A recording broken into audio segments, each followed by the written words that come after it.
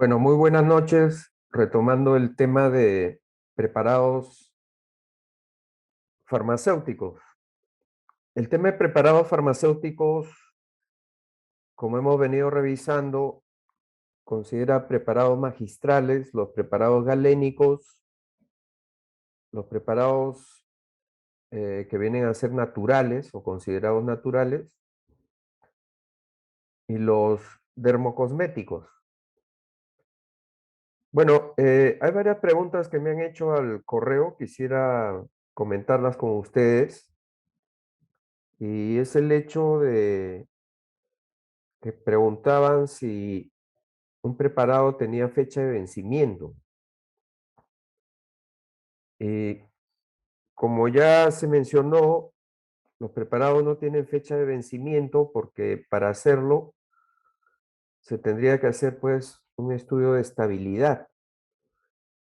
Y las cantidades que se preparan son tan pequeñas que no permiten hacerlo. Y no sería tampoco práctico, porque, por ejemplo, en el caso de los preparados magistrales, si solamente preparas uno, ¿cómo harías el estudio de estabilidad? Entonces no se puede determinar fecha de vencimiento de un preparado. De acuerdo a la normativa, lo que se coloca en la etiqueta del envase es la fecha de elaboración.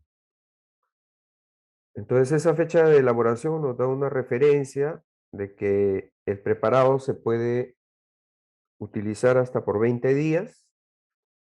Entonces hacemos un cálculo y sabemos aproximadamente hasta cuándo se puede utilizar esa preparación. Ahora, una preparación no es eterna, por eso se preparan en pequeñas cantidades. Em, Puede ser que por ahí alguien te diga, ¿no? Prepárame 1 kilo de pomada analgésica. Generalmente un preparado se debe consumir en máximo un mes. Y preparar cantidades grandes no es práctico porque esas cantidades terminan deteriorándose por la influencia del medio ambiente con los componentes. Entonces, casi siempre se preparan pues en cantidades que nos sirvan para cubrir el tiempo de tratamiento. Bueno, vamos a ver,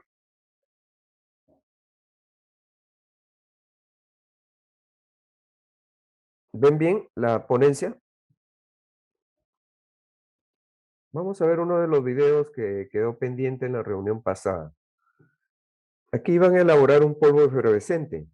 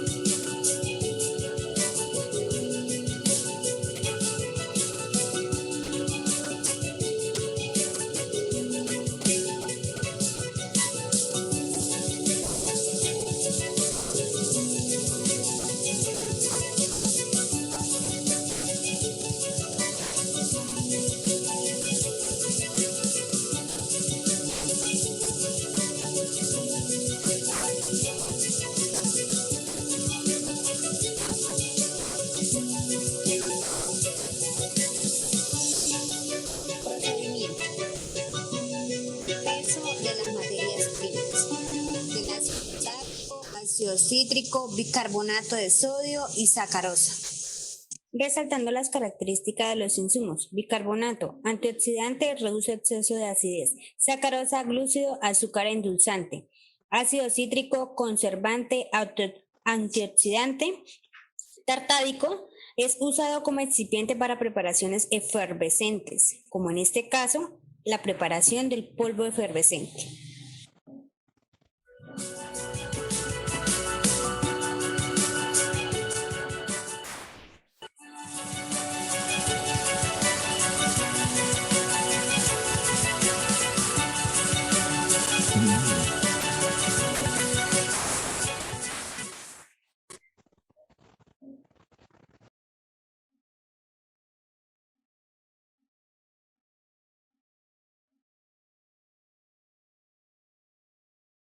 Bueno, entonces en este video se trata de elaborar un polvo efervescente. El polvo efervescente es aquel que al entrar en contacto con el agua, que viene a ser un catalizador, se produce una reacción química, generalmente de neutralización. Entonces, por eso se dice de que estos polvos efervescentes forman el principio activo por reacción química y produce también un desprendimiento de anhídrido carbónico. Entonces, generalmente los polvos efervescentes se utilizan para estimular la digestión, ya que el anhídrido carbónico es un estimulante de la liberación de enzimas digestivas en el páncreas y la liberación de bilis en la vesícula biliar, al igual que el citrato de sodio, que es el principio activo que se forma por reacción química. El video también nos ha mostrado de que se usan polvos, los cuales, como dijimos en la reunión pasada, deben estar desecados, pulverizados, tamizados y exactamente pesados. Entonces aquí se aplican en secuencia lógica las denominadas operaciones básicas o operaciones unitarias, que al relacionarse entre sí nos determinan pues un proceso de elaboración. Este es otro video que quedó pendiente sobre elaboración de talco medicado.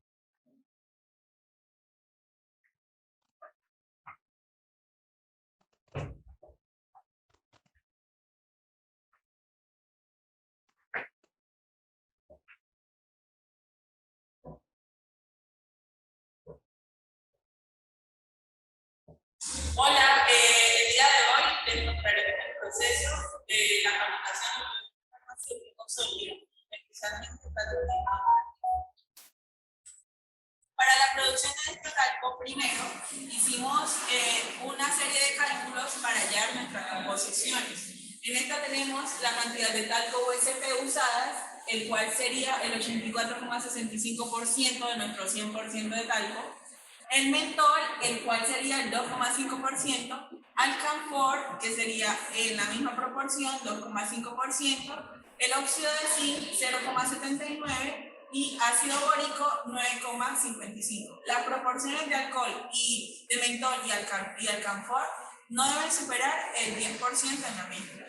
Y las proporciones de óxido de zinc deben ser menores a 1, porque el óxido de zinc reseca la piel. Por esta razón no puede exceder en un porcentaje alto.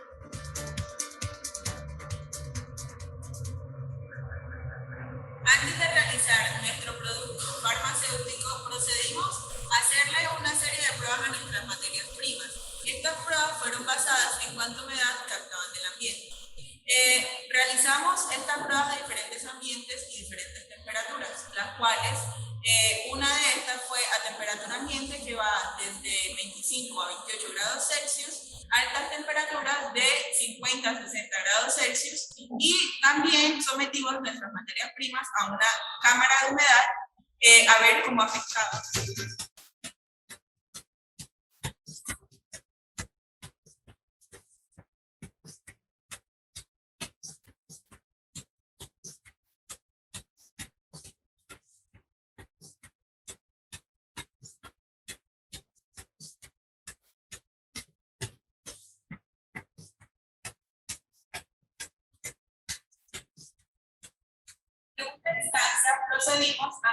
mezclar nuestras materias primas, específicamente talco USP, óxido de zinc y ácido bórico. Seguido hicimos una mezcla eutérmica de alcanfor y mentol, sobre la cual agregamos la mezcla anterior sobre esta mezcla eutérmica. Esto con el fin de proporcionarle un tono mezclante a nuestra mezcla.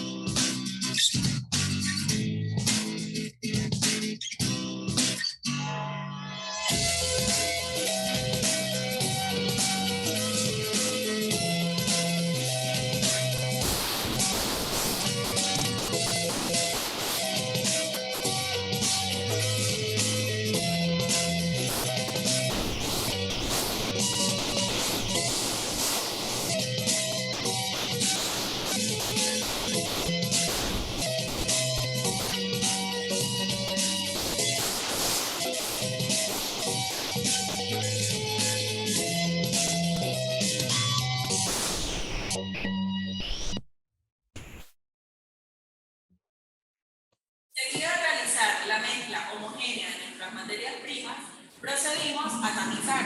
Esto para garantizar que nuestra mezcla tuviera el mismo tamaño de partículas y prevenir la formación de gránulos o pequeños grumos presentes en nuestra mezcla de talco.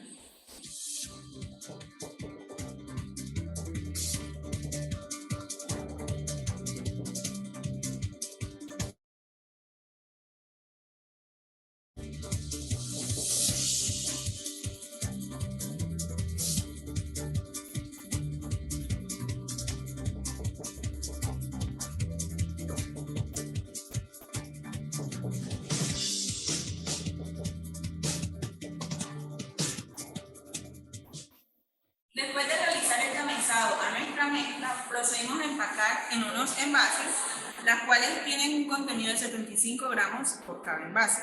En nuestra etiqueta podemos encontrar la composición, la fecha de vencimiento, el registro sanitario, la fecha de fabricación y el lugar de fabricación, donde también encontramos las contraindicaciones y posología.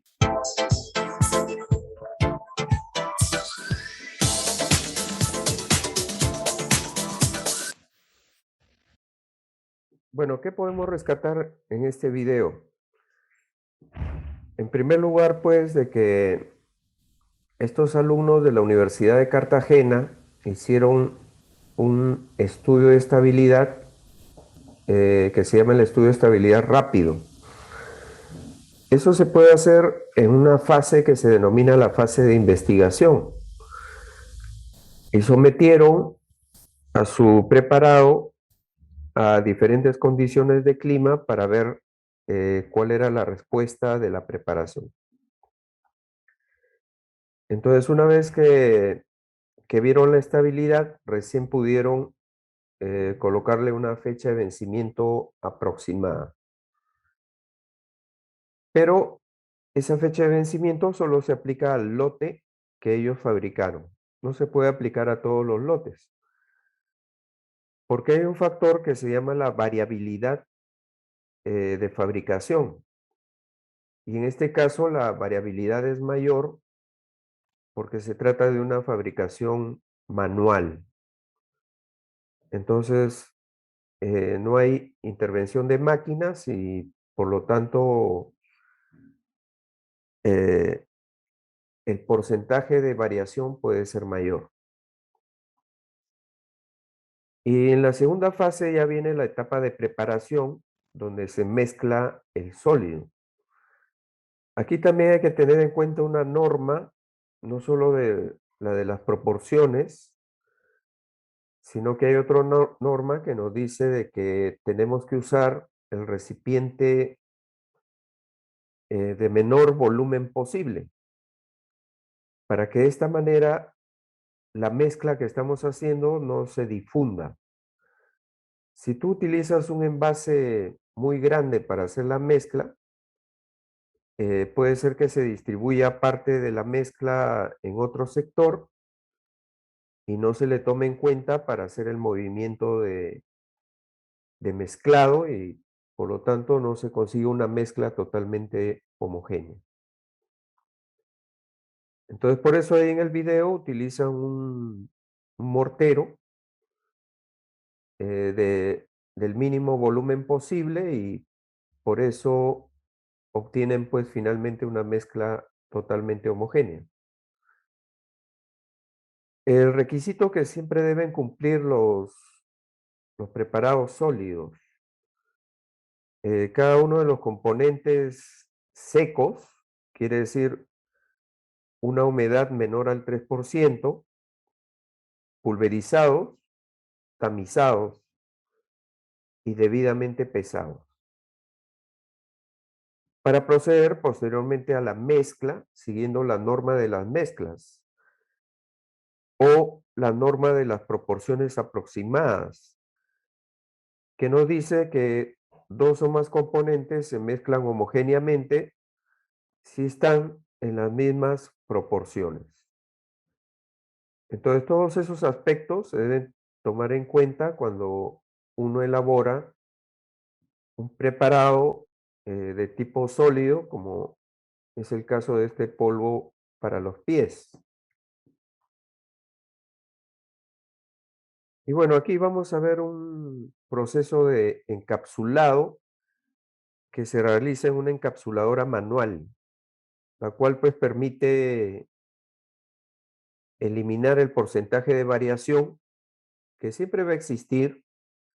A pesar de que usemos equipo, siempre va a haber una variación de peso entre las cápsulas, pero que nos ahorra tiempo y permite reducir esta variación al mínimo posible.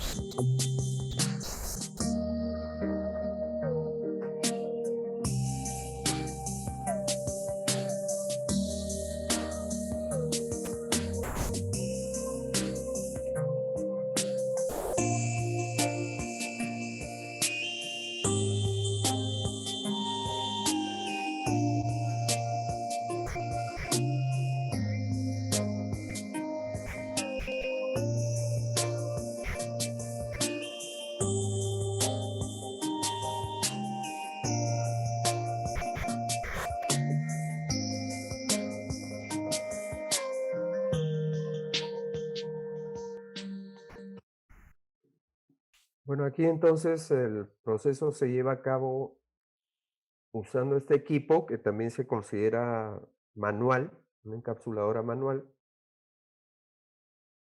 pero que, como repito, nos permite ahorrar tiempo. Ahora, así sea un equipo simple, siempre se necesita capacitación y esta capacitación pues está a cargo de el mismo proveedor con el cual coordinamos para llevar a cabo las exhibiciones y las demostraciones del manejo del equipo.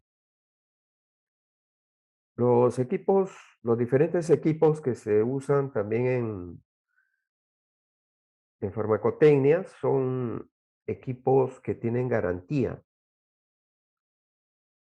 pero hay que cuidarlos y saberlos usar adecuadamente. De ahí la importancia de la capacitación.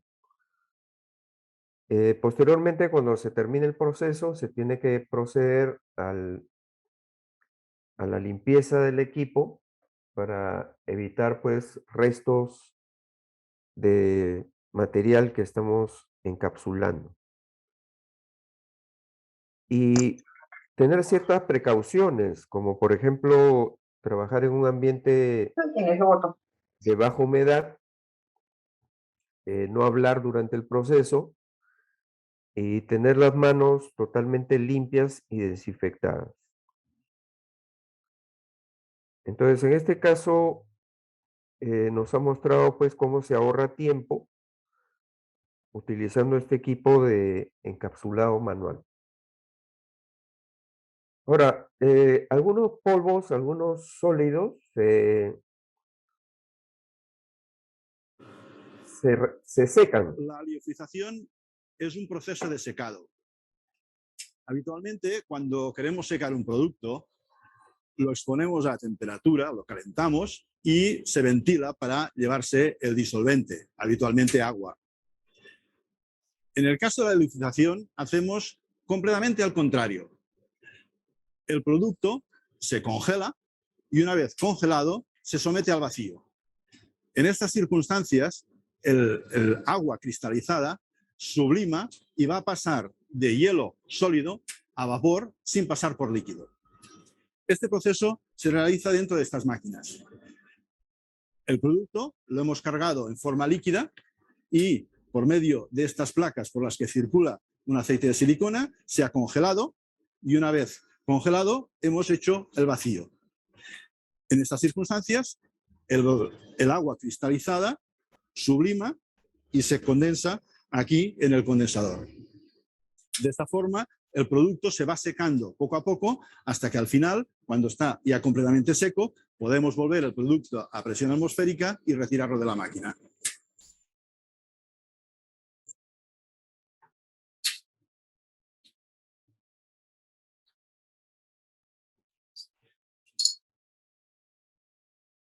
Veamos algunos ejemplos de producto liofilizado. Esta yema de huevo líquida ha sido sometida a un proceso de secado en una estufa y lo que hemos obtenido es este sólido pegado a la bandeja y difícilmente manipulable. En cambio, el producto liofilizado se desmenuza en polvo muy fácilmente. Estos champiñones han sido liofilizados. Este está fresco y este está liofilizado. Ha cambiado un poco de color, pero la forma se mantiene perfectamente.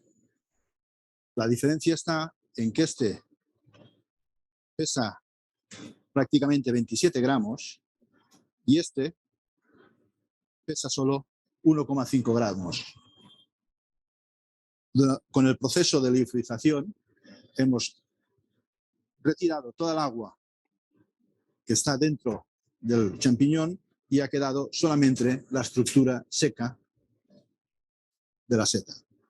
De hecho, la liofilización nació para secar productos farmacéuticos. Se secan antibióticos, vacunas, citotóxicos. La ventaja que se obtiene con el proceso de liofilización es que la humedad residual es muy baja. El producto queda muy seco y se mantiene con todas sus propiedades durante muchísimo tiempo. Otra ventaja del producto liofilizado es su reconstitución prácticamente instantánea.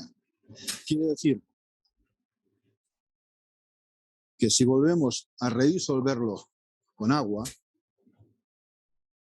la disolución del producto es prácticamente instantánea. Y esta, de hecho, es una gran ventaja para el producto farmacéutico. En la alimentación, otra de las ventajas que proporciona la liofilización es la diferencia de peso.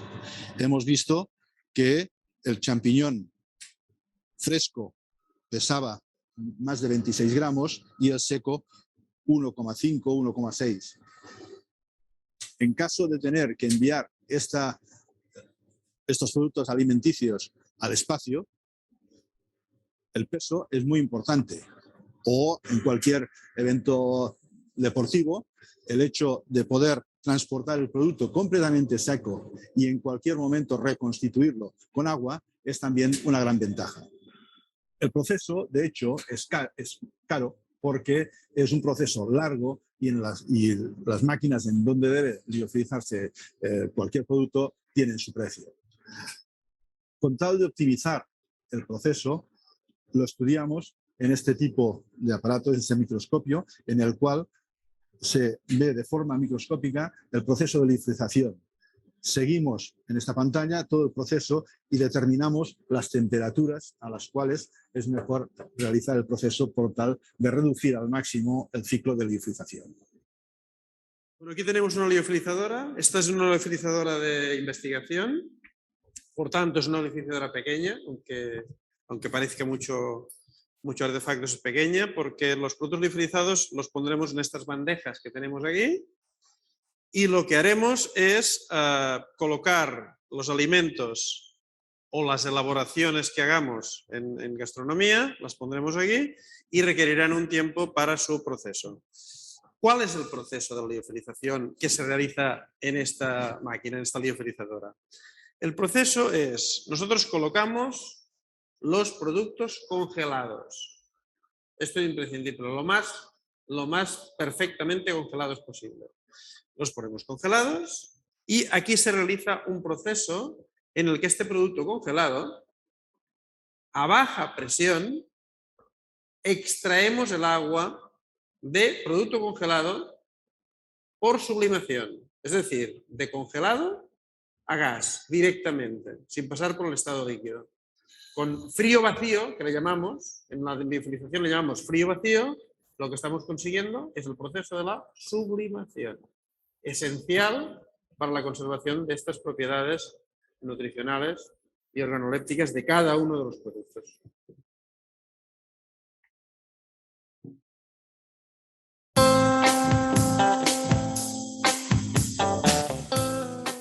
Hola, mi nombre es Santiago López Miranda, soy profesor investigador del Departamento de Tecnología de Alimentación y Nutrición de la Universidad Católica de Murcia.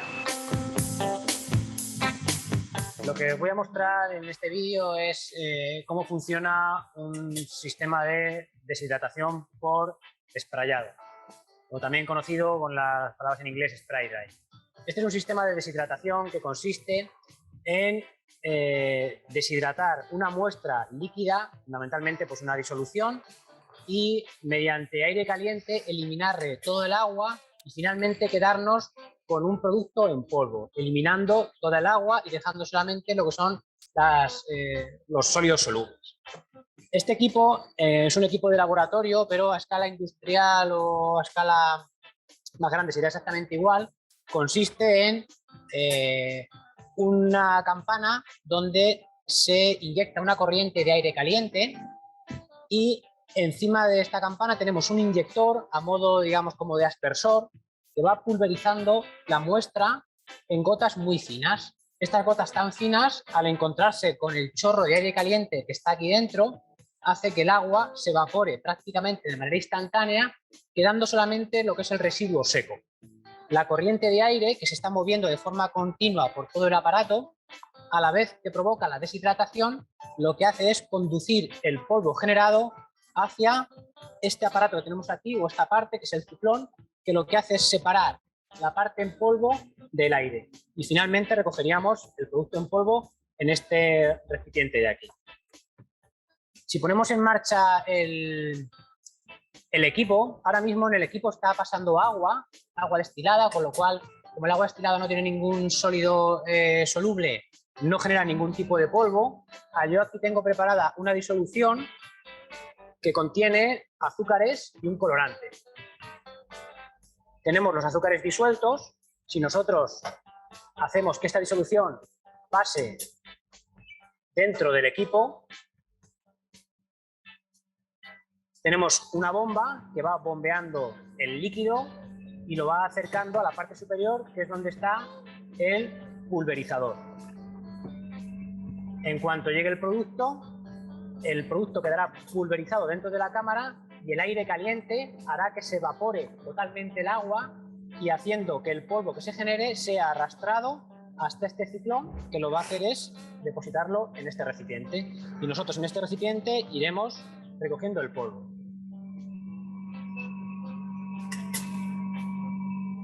En muy pocos segundos ya podremos observar cómo empieza a aparecer el polvo en esta zona, y si nos fijamos en este recipiente ya podremos observar cómo empieza a impregnarse las paredes con el polvo.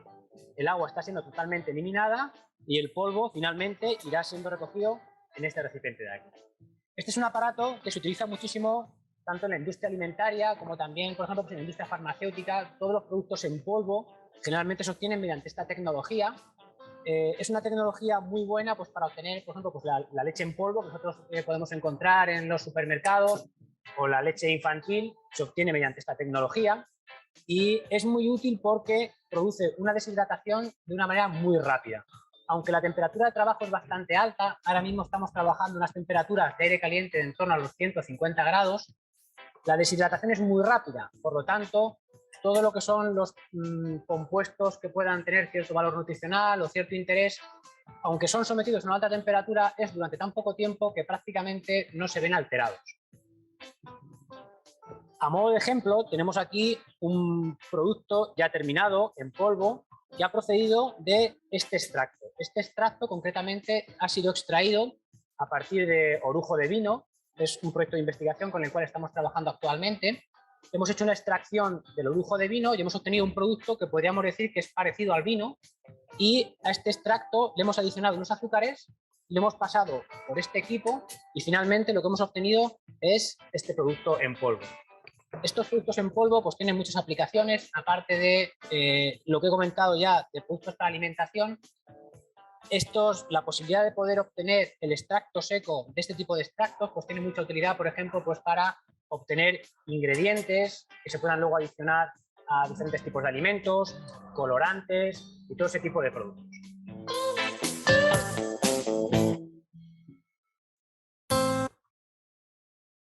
Bueno, entonces con eso culminamos la parte de sólidos. En estos dos últimos videos vimos diferentes técnicas para secar. Una tercera técnica es la técnica de la estufa. Pero el inconveniente de la estufa es que aplica aire caliente. Entonces el aire caliente puede deteriorar al insumo. Tanto por el método de liofilización como el método de secado por aire caliente, en ambos casos se puede utilizar para secar los insumos sólidos, dentro de los cuales también están los extractos secos vegetales, que se utilizan para hacer pues los preparados naturales. Entonces esa es una tecnología que no podemos aplicar en la oficina farmacéutica, pero que se ha mostrado aquí para darles una idea de cómo es la técnica que utilizan los fabricantes de insumos para secar las diferentes sustancias que nos ofrecen. Hay que tener en cuenta que nuestro país no es un productor de insumos. Los insumos provienen del extranjero. Los principales proveedores tanto para la industria farmacéutica como para los preparados farmacéuticos, es el país de China. Esto más que nada por el precio cómodo al cual ofrecen el insumo. Pero también hay proveedores de Norteamérica y de Europa. Ahora por ejemplo, con las variaciones en el precio del dólar, eso influye en el costo de los preparados y de los medicamentos en general, porque los insumos vienen de afuera, a pesar de que el proceso de elaboración se haga acá. Entonces eso a veces hay que tenerlo en cuenta para tomar algunas decisiones, ¿no? Bueno, vamos a ver ahora nuestro tema de hoy, que es el tema de los semisólidos. Los semisólidos se llaman así porque se encuentran en un estado intermedio entre los líquidos y los sólidos y constituyen el grupo más utilizado, el grupo más solicitado dentro de los preparados farmacéuticos. Hay diferentes clases de preparados farmacéuticos semisólidos. Tenemos a las pomadas, las pastas, los geles y las cremas. Las pomadas son las preparaciones más antiguas que tenemos dentro del mundo farmacéutico. Las primeras pomadas se elaboraron en las culturas antiguas, por ejemplo, en la cultura egipcia, en la cultura azteca, la cultura inca. Ellos utilizaban para hacer pomadas las grasas animales. Precisamente en un documento que se considera la farmacopea más antigua, que son los famosos papiros de Ebers, ahí encontramos múltiples formulaciones de pomadas, donde utilizaban pues la grasa del cerdo, la grasa del camello, la grasa de la serpiente como bases. Esas bases actualmente no se utilizan porque debido a su contenido de ácidos grasos insaturados, sufren un proceso de descomposición que se llama el enranciamiento. Entonces, hoy en día, esas bases han sido reemplazadas por un derivado del petróleo que se llama la vaselina. Las pastas son derivados de las pomadas. ¿Cómo diferencio una pomada de una pasta? En que las pastas tienen más del 20% de contenido de sólidos. Por eso algunas de las pastas son totalmente duras. Para que se puedan difundir sobre la piel hay que aplicar cierto masaje. Estas pastas pueden ser de dos tipos. Pueden ser pastas hidrofílicas, como vamos a ver más adelante, o pueden ser pastas lipofílicas. Entonces, si yo tengo una fórmula y quiero saber si es pomada o pasta, simplemente me fijo en su contenido de sólidos y si es mayor del 20%, quiere decir que es pasta. Ahora, tanto las pomadas como las pastas no tienen poder de absorción. En realidad, ningún preparado semisólido debería absorberse, porque esto significa que el principio activo va a entrar al torrente sanguíneo y se va a dirigir a lugares que no son su lugar de acción.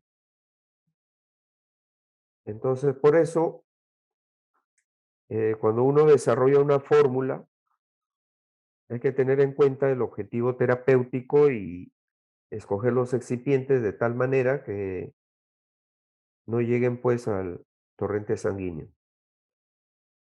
Y las pomadas y las pastas simplemente ejercen su efecto sobre el- la epidermis,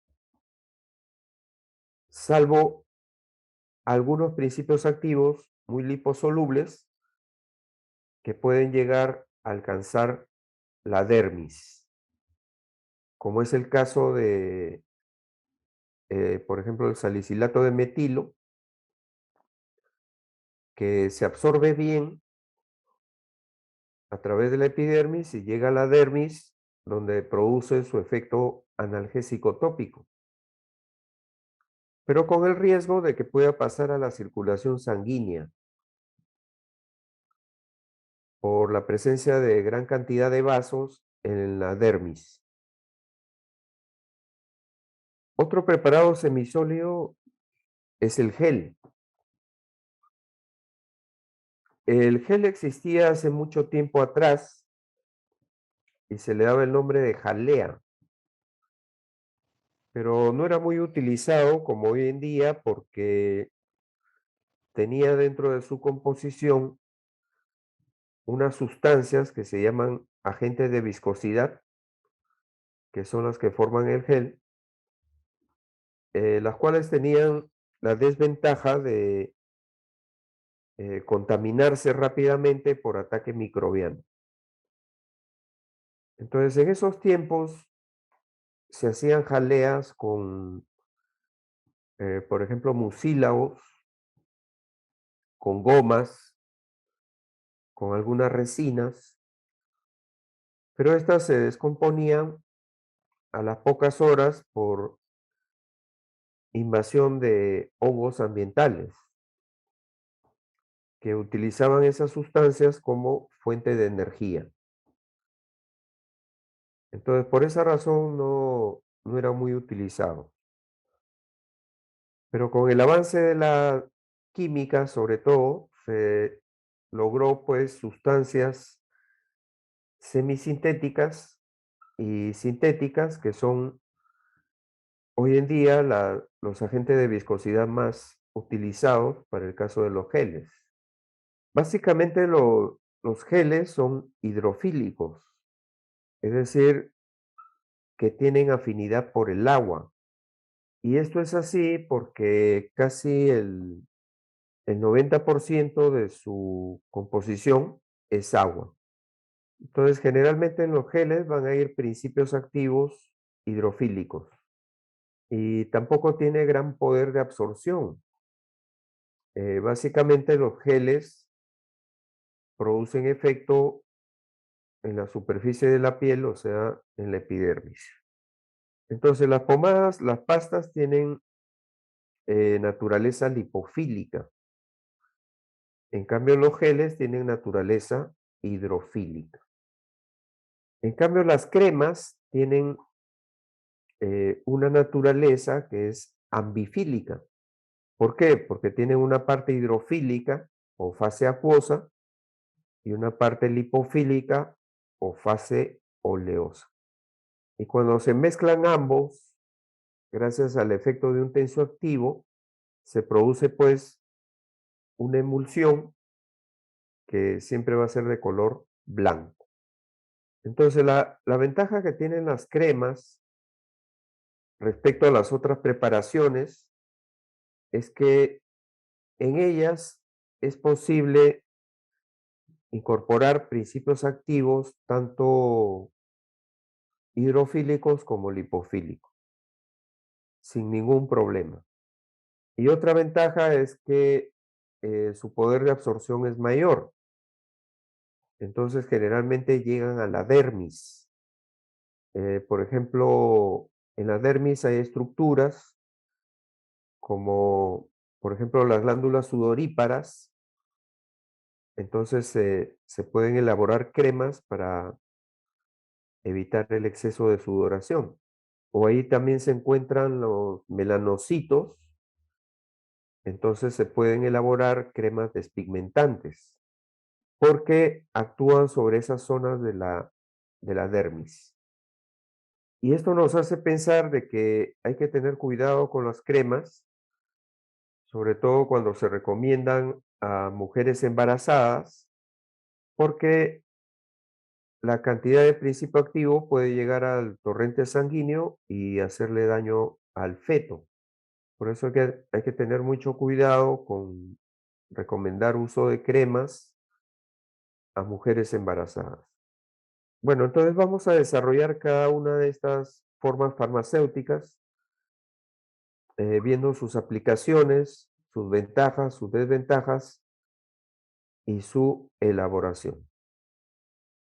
Entonces, habíamos mencionado que las pastas contienen o se caracterizan por tener un alto porcentaje de sólidos, generalmente del 20 al 30% hasta el 70%. Esto los hace pues unos preparados bastante duros que se aplican tópicamente, pero con ligero masaje. Son menos oclusivos que las pomadas, quiere decir que no, no van a concentrar por mucho tiempo al principio activo en la zona de aplicación. Su absorción es totalmente nula, es decir, que el efecto se produce sobre todo en la epidermis y generalmente se caracterizan porque tienen, como vamos a ver en las formulaciones, principios activos que tienen efecto protector. La primera pasta se desarrolló en Francia. Fue la creación de un dermatólogo eh, que se apellidaba Lazar. Entonces Lazar desarrolló una pasta de tipo lipofílico porque a él se le ocurrió mezclar la vaselina con polvos que son protectores como el óxido de zinc y el carbonato de calcio. Pero la pomada del azar empezó a tener un inconveniente cuando existían dermatitis o enfermedades a la piel que supuraban, es decir, que eliminaban líquido al exterior, porque al ser una pasta lipofílica no podía mantenerse estable dentro de este tipo de alteraciones dérmicas, ya que el agua con el aceite o con la grasa no se unen, ¿no? Este problema que impedía un efecto farmacológico adecuado lo resolvió Darier, que era otro dermatólogo de origen francés. Entonces Darier creó las pastas hidrofílicas. Las pastas hidrofílicas se caracterizan porque ya no llevan como vehículo eh, agentes lipofílicos como la lanolina o la vaselina, sino que lleva una combinación en partes iguales de glicerina con agua destilada. Entonces la glicerina permitía la adherencia de los principios activos en la zona afectada y el agua, además de vehículo, permitía humectar la zona. Entonces esto permitía la aplicación incluso en los lugares donde había supuración, es decir, eliminación del líquido. En resumen, hay pastas hidrofílicas y pastas lipofílicas. Las lipofílicas se usarán en aquellas alteraciones o afecciones donde la piel permanece seca. Por ejemplo, una dermatitis. En cambio, las pastas hidrofílicas se aplicarán en aquellas afecciones donde hay eliminación de líquido, es decir, supuración. Por ejemplo, en las dermatitis supurativas o en heridas donde exista pérdida de líquido. O también en ciertos casos de quemaduras solares donde hay también eliminación de gotitas de agua al exterior.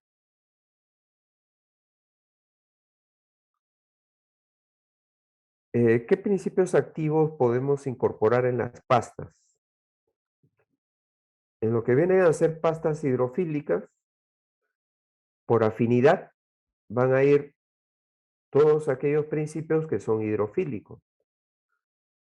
Dentro de estos tenemos extractos vegetales que pueden ser hidroalcohólicos,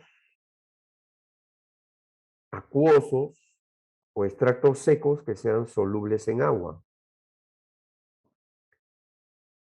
Luego viene una relación de principios activos que son solubles en agua, como la lantoína, el sulfato de zinc, sulfato de cobre. Algunos principios naturales, como los flavonoides, los taninos, algunos nutrientes, como las vitaminas. Aunque, valgan verdades, las vitaminas no tienen gran efecto cuando se aplican directamente sobre la piel,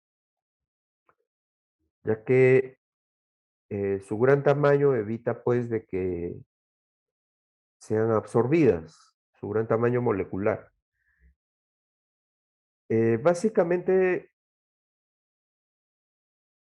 cumplen una función de lo que los dermatólogos llaman de relleno sobre la piel.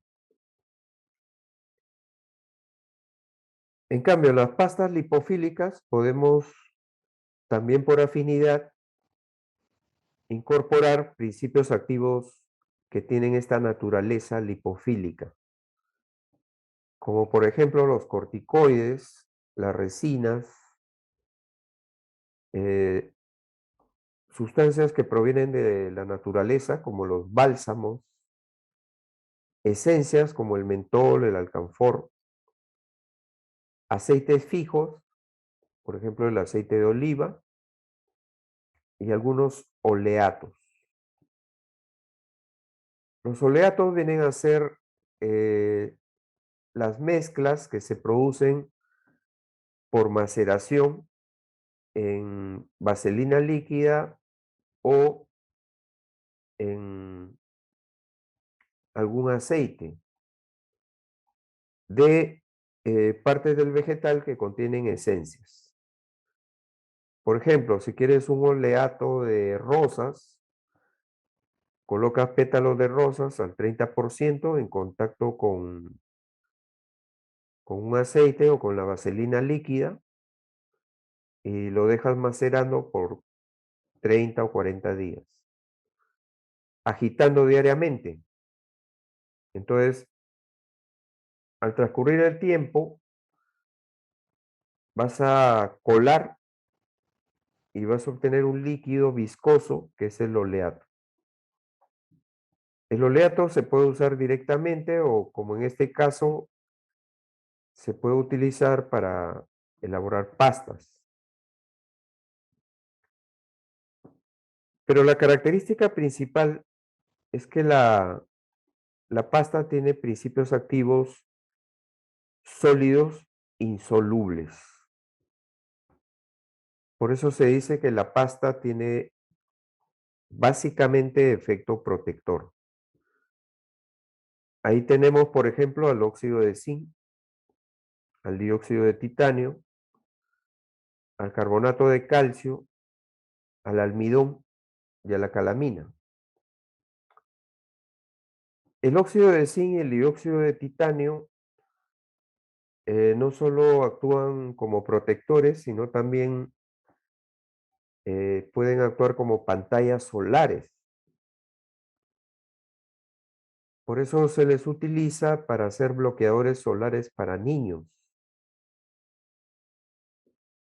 Estas dos sustancias se diferencian de las pantallas solares químicas en que simplemente reflejan como si fueran sus partículas pequeños espejitos, reflejan la radiación solar impidiendo que se concentre sobre la piel. Entonces se le denomina pantallas solares de tipo mecánico y son utilizados para hacer bloqueadores solares para niños.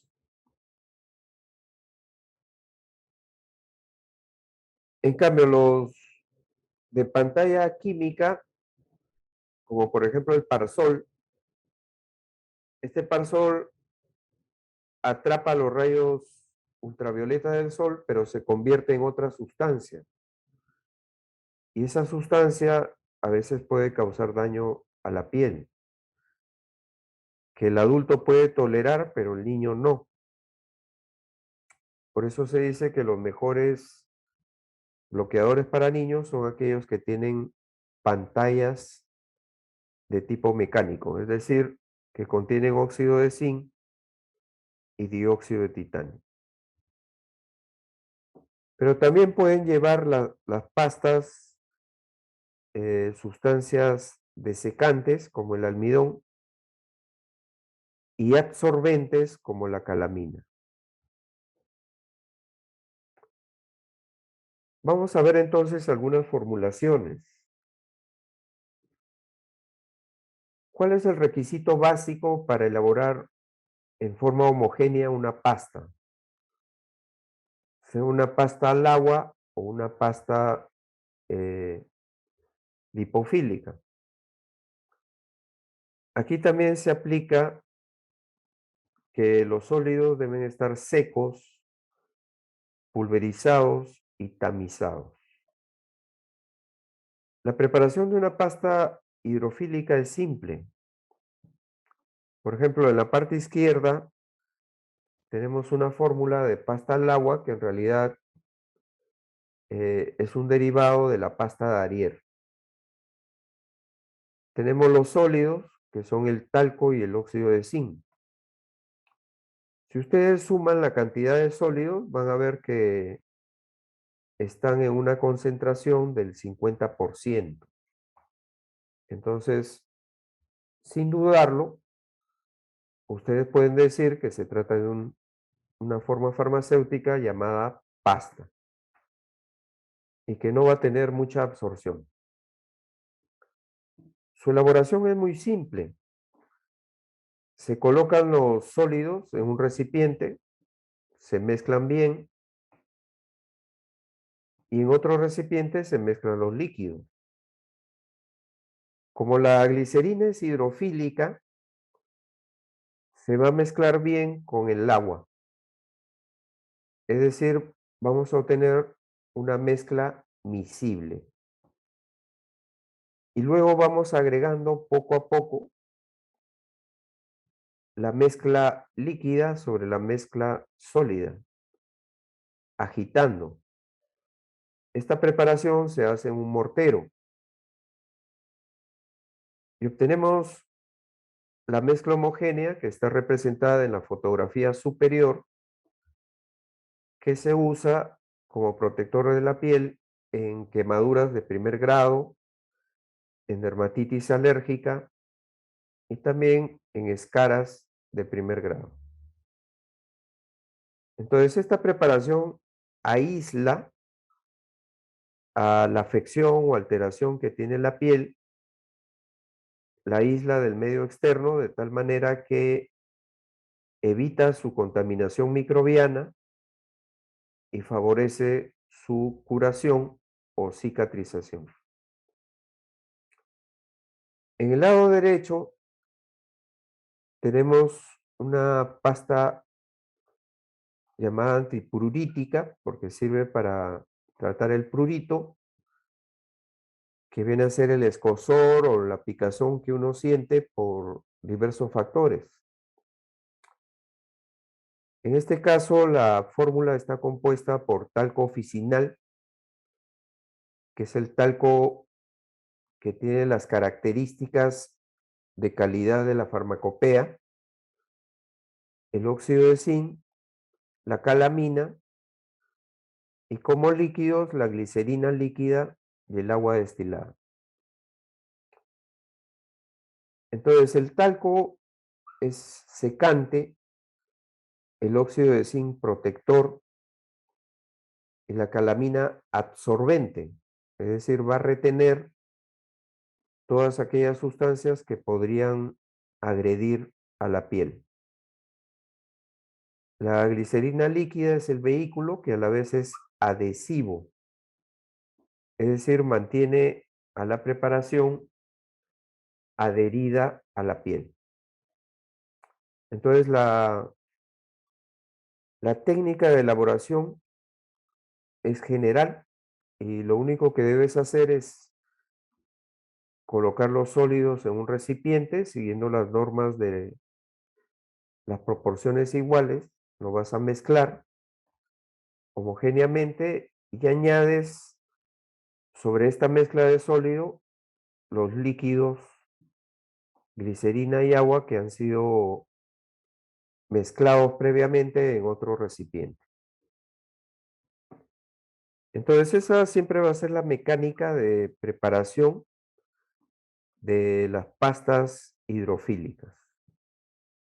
En un lado los polvos, en otro lado la mezcla de líquidos y luego aplica los líquidos sobre la mezcla sólida. Entonces aquí en la parte inferior tenemos el producto terminado que tiene una coloración rosada debido a la presencia de la calamina. Calamina es el nombre comercial, pero en realidad se trata de una mezcla de silicatos que son derivados de la arcilla. Entonces de ahí su color ligeramente rosado. Ahora, no hay que confundir las pastas con las cremas, porque a veces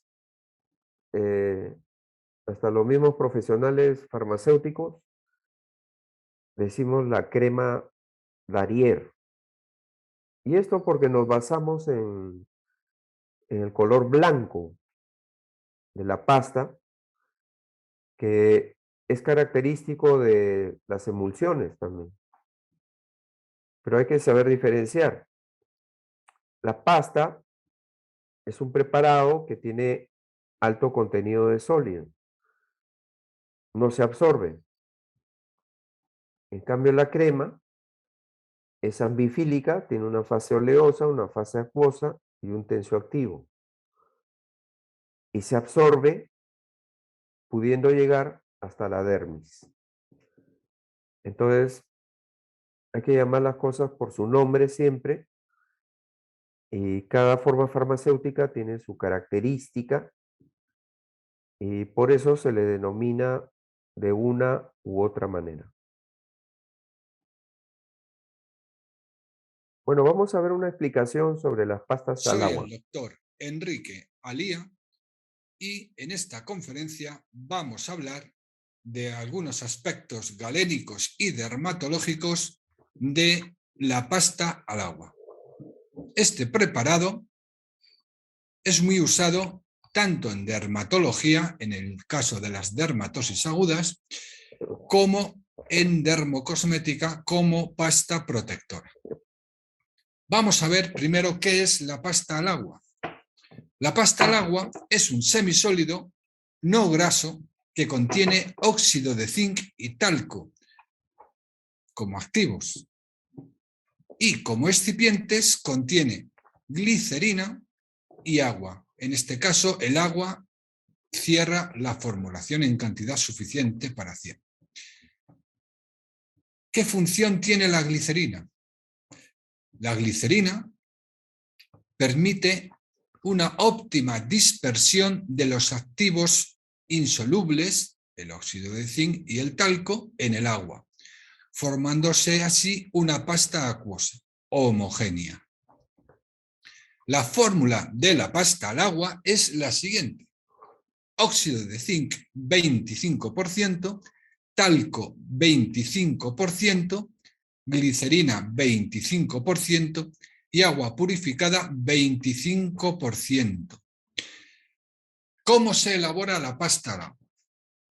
Lo primero es disolver la glicerina en el agua purificada. Luego, en un mortero, mezclamos el óxido de zinc y el talco. Añadimos la solución acuosa anterior, formada por la glicerina y agua, en pequeñas porciones, batiendo hasta homogeneidad. Deberemos obtener una pasta blanca, libre de grumos. Si vemos que todavía hay algún grumo formado, pues trabajaremos en el mortero. Como decíamos, la glicerina es la responsable de dispersar y ligar de forma conveniente al talco y al óxido de zinc en el agua purificada, formando así la pasta. Una pasta que habrá que agitar antes de usar. Pues sí, por supuesto. A lo mejor durante 24 o incluso 48 horas no hay sedimentación, pero al cabo de más tiempo se va separando la carga pulverulenta, o sea, el talco y el óxido de zinc, de la solución glicerinada. Luego entonces simplemente tendremos que etiquetar cómo agitar antes de usar y envasar, no en un tarro, porque los tarros se agitan muy mal. Hay que envasar en un frasco de polietileno y rotular, agitar sobre todo enérgicamente, porque si no se agita vamos a tener una formulación inadecuada terapéuticamente, ya que vamos a echarnos al excipiente la solución de glicerina y agua, que es el sobrenadante, por eso hay que agitar antes de usar. ¿Qué aspecto tiene la pasta al agua una vez elaborada? Pues se presenta como un semisólido blanco, algo mate, no graso, con alto poder cubriente, sin ser oclusivo y con acción refrescante. Tiene también una adecuada extensibilidad.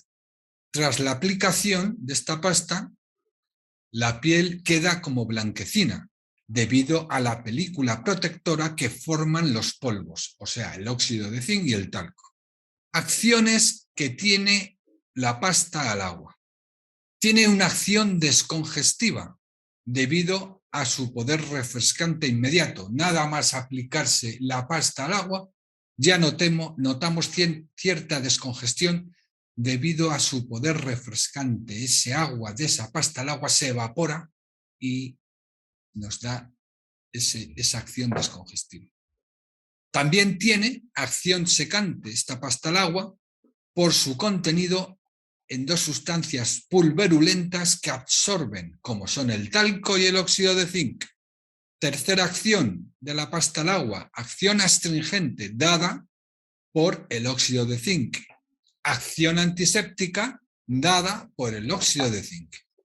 Y una acción general protectora por la película que forman los activos pulverulentos junto con la glicerina. Entonces, 5 acciones dermatológicas de la pasta al agua. Primero, acción descongestiva. Segundo, acción secante. Tercera, acción astringente. Cuarta, antiséptica. Y quinta, protectora. Usos de la pasta al agua. Se emplea en dermatología en el tratamiento y prevención de las dermatosis agudas. Por ejemplo, una dermatosis aguda muy común suele ser la dermatitis del pañal, si no está complicada por cándida. En el caso de que haya complicación por cándida, se le puede añadir a esta pasta al agua algún antimicótico activo, como puede ser el ketoconazol al 2%. La pasta al agua con ketoconazol al 2% va francamente bien para el tratamiento de las dermatitis del pañal complicadas por cándida. Activos que podemos asociar o que el médico puede prescribir junto a esta pasta al agua. Pues pueden ser antimicóticos como el ketoconazol o nistatina, pueden ser antibacterianos como la gentamicina sulfato, neomicina sulfato, epitelizantes como la alantoína, astringentes como el sulfato de zinc o el alumbre, corticoides como hidrocortisona, prednicarbato, triancinolona acetónido, etc. Vamos a ver varios ejemplos de cómo incorporaríamos estos activos a la pasta al agua. Imaginémonos una formulación que tenga alantoína al 0,5% en pasta al agua para un tratamiento de una dermatitis del pañal no complicada, en donde la alantoína tendría una acción epitelizante. Pues simplemente lo que hacemos es mezclar en un mortero la alantoína, el óxido de zinc y el talco.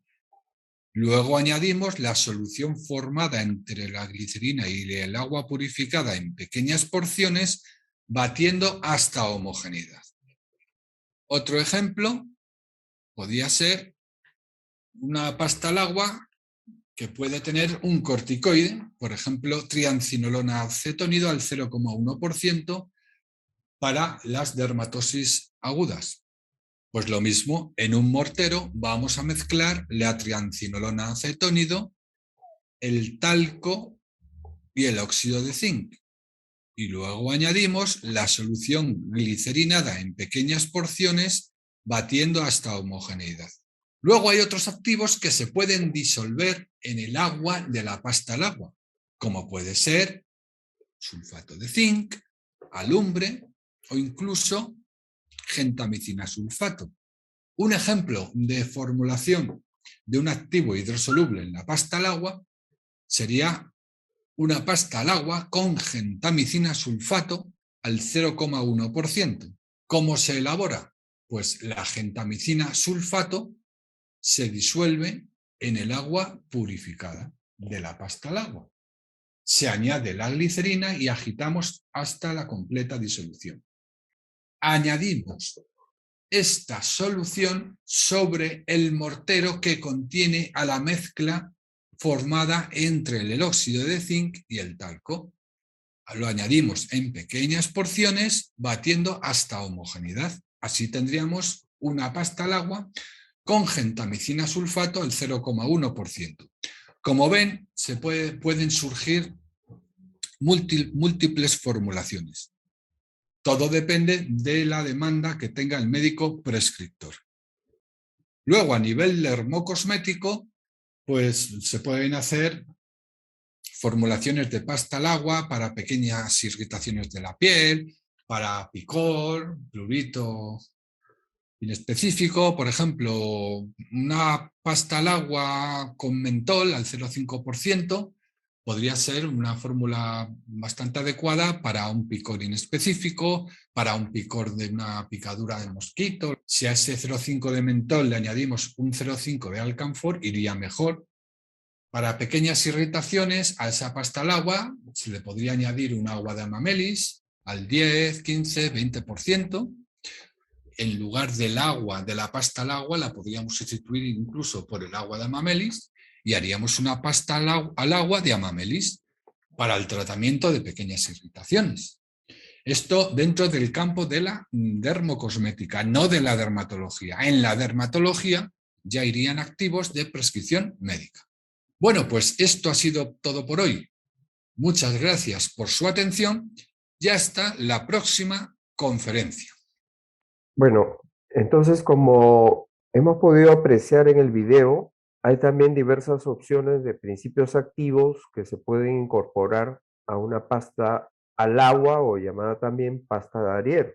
Generalmente se prefieren que los principios activos sean solubles, como se ha visto en el video, solubles en agua. Pero si hay la necesidad de incorporar, además de los sólidos, algún principio lipídico, esto se debe hacer al final, ya cuando la pasta está elaborada. Como dijo el colega del video, el principal inconveniente de una pasta es que se seca por evaporación de agua, o también que los principios sólidos se vayan precipitando. Es por eso que debemos calcular bien los componentes, aplicar la agitación y envasar en un recipiente adecuado para evitar pues esta pérdida de agua que se produce con la pasta. Eso por la parte de las pastas hidrofílicas. Ahora, en el caso de las pastas lipofílicas, o llamada también pasta al azar, estas pastas por su alto contenido de sólidos es casi imposible obtener la homogeneidad por medio de la agitación manual. Entonces, casi siempre vamos a tener que utilizar un equipo de agitación, pero si no tenemos ese equipo de agitación, podemos utilizar la técnica de fundir la vaselina a baño María y luego incorporar los sólidos agitando hasta nueva solidificación de la vaselina. Entonces, en este caso, en la fórmula que está a la izquierda, tenemos óxido de zinc, almidón de maíz y vaselina sólida. Los sólidos siempre deben estar secos, pulverizados y tamizados. Como sus cantidades son aproximadamente proporcionales, se van a mezclar bien cuando los coloquemos en el mortero. Separadamente en otro recipiente vamos a calentar la vaselina sólida, pero siempre a calor indirecto, ya que se trata de una sustancia que es derivado de hidrocarburo. Entonces, tiene carbono en su composición y se puede carbonizar. Es por eso que se funde el baño María. Fundir significa que va a pasar de un estado más o menos sólido a estado líquido. Entonces, cuando toda la vaselina está líquida, ahí vamos incorporando los sólidos poco a poco y con agitación constante. No debemos dejar de agitar hasta que nuevamente se solidifique la vaselina, porque de esta manera vamos a obtener un preparado totalmente homogéneo, como se puede ver acá en la foto de la parte superior. ¿Y qué se trata? De un preparado altamente viscoso. Entonces hay que aplicarlo con ligero masaje. La que está en la parte inferior es la fórmula de la pasta de Ariel, que lleva óxido de zinc y carbonato de calcio como principios activos protectores. Pero como se mencionó en el video, como la pasta de Ariel, pueden tener adicionalmente otros principios activos incorporados. Por ejemplo, en el caso de la pasta de Ariel, en lugar de agua, puede llevar una infusión de caléndula. Y como esta infusión tiene alcaloides, entonces van a favorecer la curación de la quemadura de primer grado, porque los flavonoides son antiinflamatorios. Entonces, esos principios activos que se adicionan a las pastas se hacen con el fin de sinergizar el efecto protector de los sólidos. Acá tenemos una pasta en la parte derecha, una pasta al agua con azufre. Los sólidos aquí son el azufre precipitado el óxido de zinc y el talco. Entonces se mezclan en un mortero y en otro recipiente la glicerina con el agua y se adiciona la mezcla líquida sobre la sólida. Esta pasta va a resultar de color amarillento debido a la presencia del azufre. ¿Para qué se utiliza esta pasta?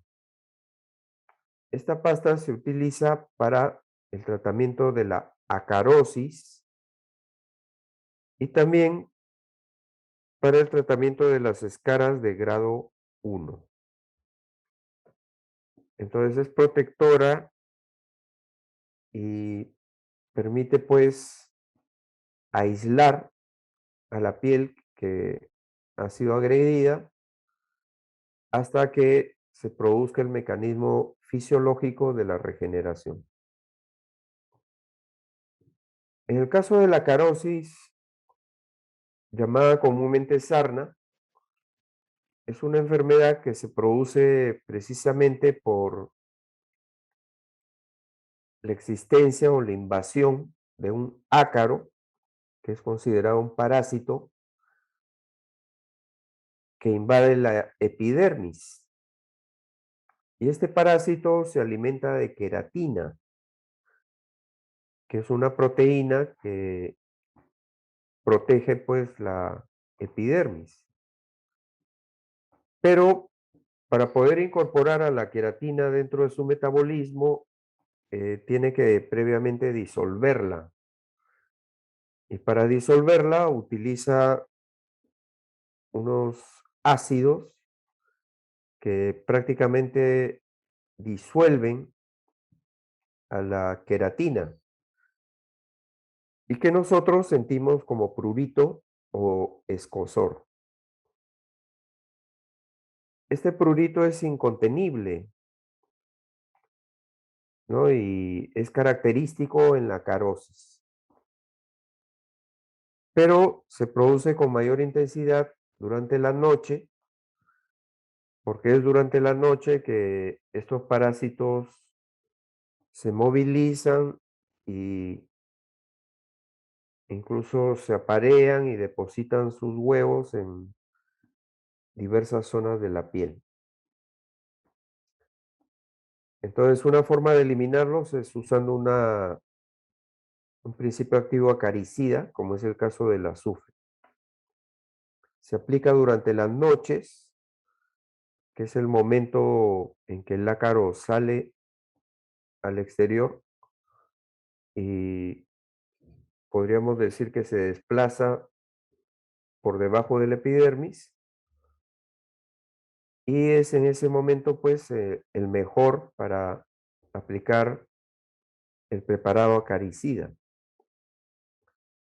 Y al día siguiente la persona se tiene que retirar el preparado utilizando también un jabón de azufre.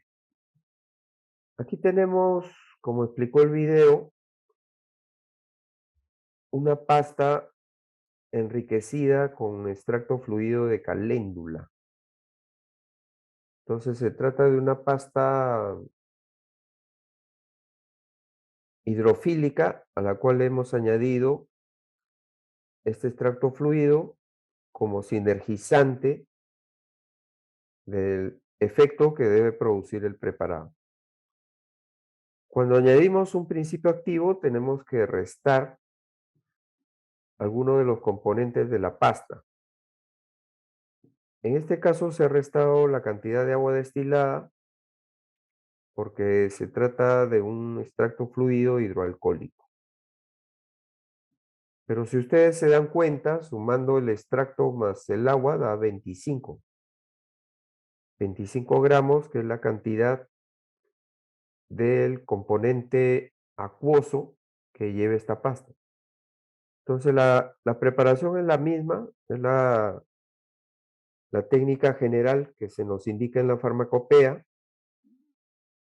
y el uso es pues tratamiento de dermatitis, quemaduras de primer grado, incluso estrías, escaras, y prurito. En el otro caso tenemos las pastas para escaras, ¿no? En este caso se utiliza el bálsamo del Perú y la tintura de benjuí junto con el óxido de zinc. Pero esta es una preparación especial porque no es una pasta propiamente dicha, sino que se trata de una mezcla que tiene al componente óxido de zinc en una alta concentración, es decir, al 40%. El bálsamo del Perú y la tintura de benjuí tienen efectos sobre una proteína que regula la regeneración de la piel, cuyo nombre es calonas. Entonces las calonas son como una especie de director de orquesta que se ubican en la dermis y que aceleran o retrasan o modulan la regeneración de la piel bajo distintos estímulos, ¿no? Por ejemplo, cuando ustedes van a la playa y se queman mucho, eh, la intensidad del daño es tal que las calonas ordenan pues una regeneración rápida de la piel. Y esto se aprecia porque la parte de la epidermis que ha sido agredida empieza a desprenderse en grandes placas, ¿no? Y uno dice, me estoy pelando. Pero ese proceso en realidad es un proceso de regeneración acelerado debido precisamente a esta agresión que ha sufrido la piel. El bálsamo del Perú era muy conocido como acaricida también, en una concentración del 20%, pero hubo estudios clínicos que demostraron pues este efecto sobre el, esta proteína que se llama las calonas, entonces se le toma también como regenerador de la piel. Aquí tenemos una formulación de pasta de té verde donde se utiliza la infusión de hojas de té verde en lugar del agua. ¿Y esto por qué? Porque el té verde tiene pues un gran poder antioxidante. Entonces, la oxidación está muy relacionada con el proceso de inflamación. Entonces, si se bloquea la oxidación colocando un principio activo antioxidante, se puede reducir la inflamación. Entonces, ese es el objetivo en esta preparación, donde el talco oficinal y el dióxido de titanio serían los principios activos protectores. Entonces, el té verde se hizo muy famoso porque se hicieron muchos estudios clínicos en la India, donde demostró ser bastante bueno para evitar el daño que producen las radiaciones ultravioleta del sol sobre la piel.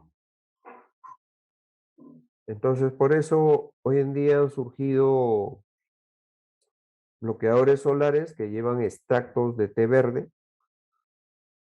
Y también uno de estos estudios demostró que si la persona, además de usar un producto sobre la piel, consumía infusiones de té verde, el efecto protector era mayor. Por eso dicen que es bueno consumir infusión de té verde antes de exponerse a la luz solar, para evitar justamente las quemaduras de primer grado. Hace unos años atrás también se utilizaban dentríficos bajo la forma de pastas dentales. Y precisamente la fórmula de la derecha es una fórmula de pasta dental con extracto fluido de salvia. Casi siempre un dentrífico lleva un producto limpiador, que viene a ser el lauril sulfato de sodio, que en realidad es un tensioactivo, que limpia el esmalte dental, evitando la formación de placa. Entonces, como el esmalte, el sarro es de naturaleza lipofílica, no se mezcla con la saliva, pero si existe un tensioactivo, sí lo puede desprender del esmalte dental. Y también toda formulación de dentrífico lleva un abrasivo, que en este caso es el carbonato de calcio. Estos abrasivos se caracterizan porque tienen partículas que tienen forma geométrica. Entonces podría decirse que al aplicarse sobre el esmalte, van ejerciendo sobre él un efecto de rozamiento que también ayuda a desprender el esmalte y mantiene los dientes blancos. Pero hay que tener en cuenta que el abrasivo siempre va a desgastar al esmalte. Y esto pues a largo plazo produce daños sobre el diente y haciéndolo perder pues masa de esmalte dental. Todos los dentríficos también utilizan edulcorantes, pero no carbohidratos. En este caso, por ejemplo, se está usando un extracto de stevia, aunque también se puede eh, utilizar los estebiócidos, que son los principios activos edulcorantes de la stevia al estado de polvo.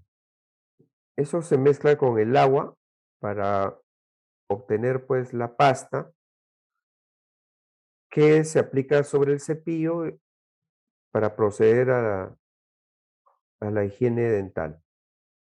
Todos estos sólidos deben estar debidamente pulverizados y tamizados. Ahora, hay pastas que son más, eh, podríamos decir, complejas, como es el caso de esta fórmula que está a su izquierda, que es una pasta que se utiliza para el tratamiento de la psoriasis. La psoriasis es una enfermedad que se caracteriza porque las calonas, por razones desconocidas, aceleran excesivamente la regeneración de la piel, produciendo capas excesivas de queratina.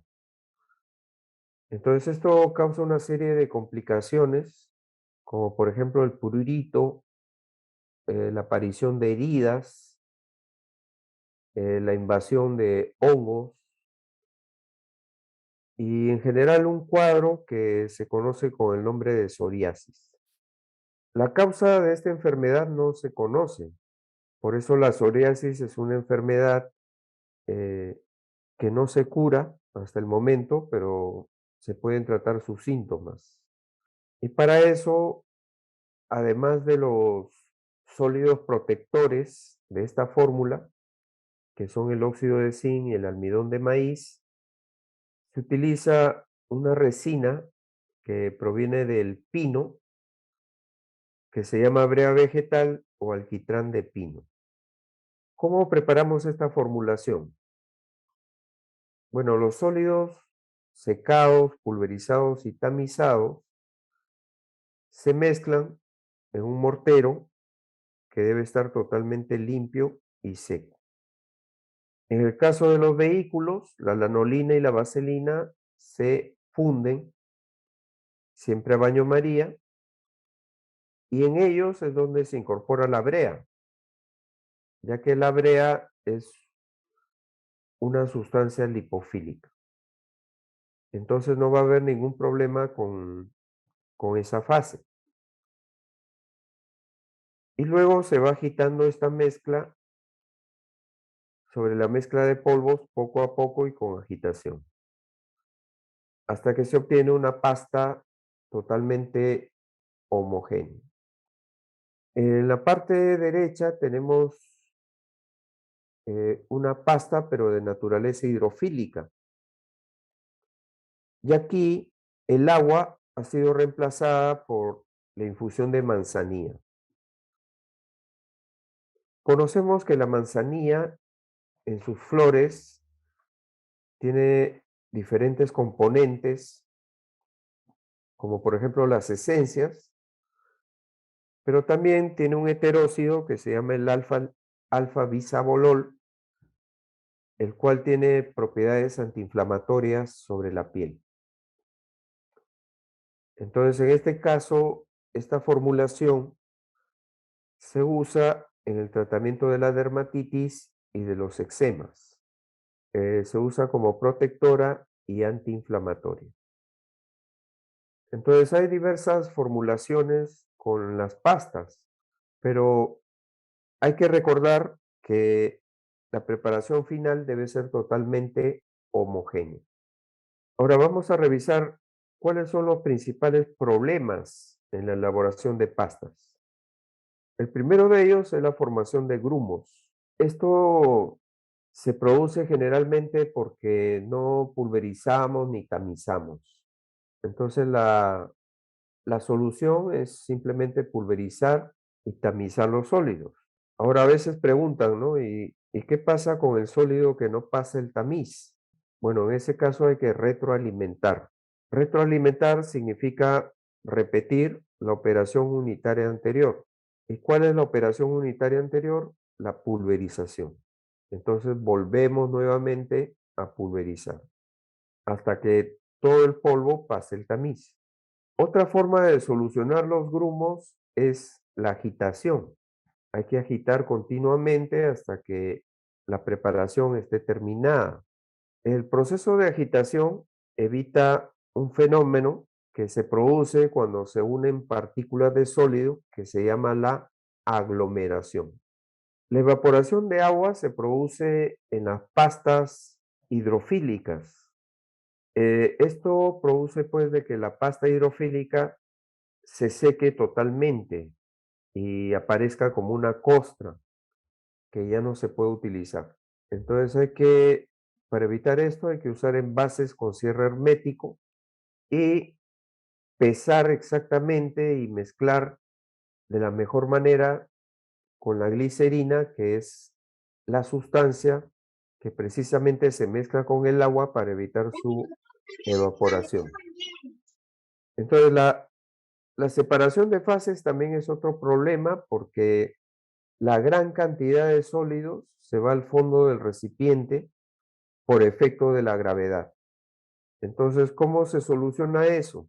Agitando durante la preparación para mantener la homogeneidad, pulverizar finamente y tamizar los sólidos y usar la cantidad adecuada de glicerina, que como agente de viscosidad también mantiene suspendidos a los sólidos. Estas preparaciones, como podrán haber visto en las fórmulas, tienen más del 25% de agua. Entonces, las pastas hidrofílicas tienen una alta posibilidad de contaminación microbiana. Esto se supera adicionando un conservante, de preferencia que sea soluble en agua, como el sorbato de sodio, sorbato de potasio, los ascorbatos o el nipagín y el nipazol. Pero en el caso de estos últimos, que son llamados también parabenos, hay que recordar que hay que solubilizarlos en agua caliente. Para el caso de las pomadas lipofílicas, si se incrementa la viscosidad y obtenemos una pasta muy dura, hay que incorporar pequeña porción de vaselina líquida para que pueda adquirir una ligera viscosidad, una ligera fluidez que le permita ser aplicada sobre la piel. Vamos a ver un video de elaboración de pasta al agua.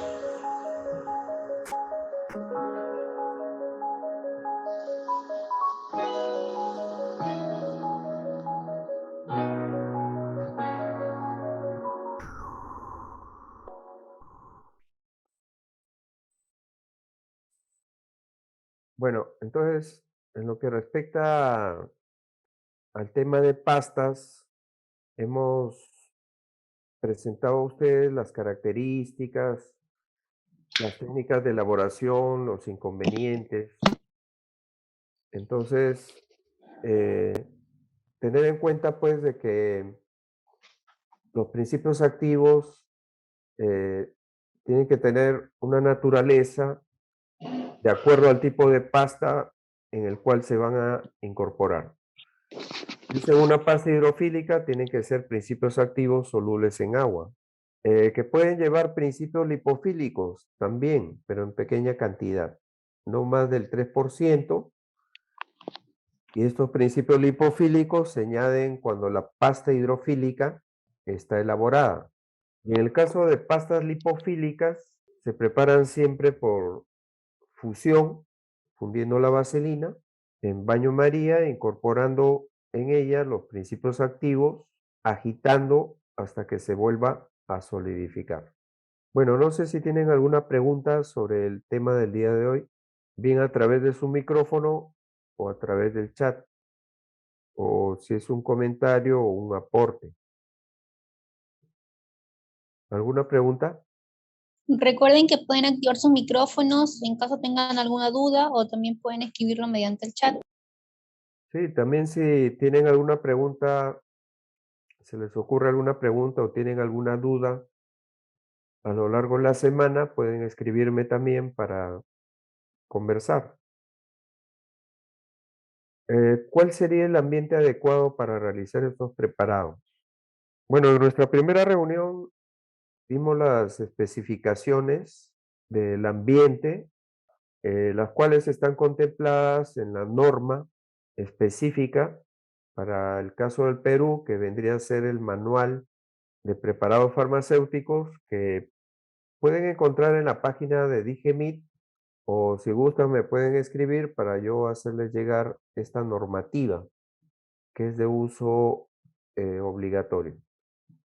Bueno, en el caso de deshidratación de las pastas hidrofílicas, no sería deshidratación, sino una evaporación del agua. Se podría ver si se podría regenerar añadiéndole la cantidad de agua que indica la fórmula. Pero si esto ya no es posible, eh, entonces no nos queda más que eliminar el resto porque no se puede aplicar de esa manera. No, estos preparados tipo pasta solamente se utilizan para escaras grado 1. Las escaras grado 1 son aquellas donde todavía no aparece una herida abierta. Entonces son simples descamaciones, variaciones en el color de la piel. Pero ya cuando la escara se hace severa, ya hay que usar otro tipo de preparación que vamos a estudiar cuando veamos las cremas o las emulsiones. Claro, como dijimos en nuestra primera reunión, todo procedimiento de elaboración y toda fórmula deben estar estandarizados. Entonces hay pastas, fórmulas de pastas que son oficiales, que se encuentran en la farmacopea, entonces nos debemos guiar de ahí. Pero también hay pastas que son magistrales. A pesar de que no están en la farmacopea, deben tener pues un procedimiento de elaboración estandarizado.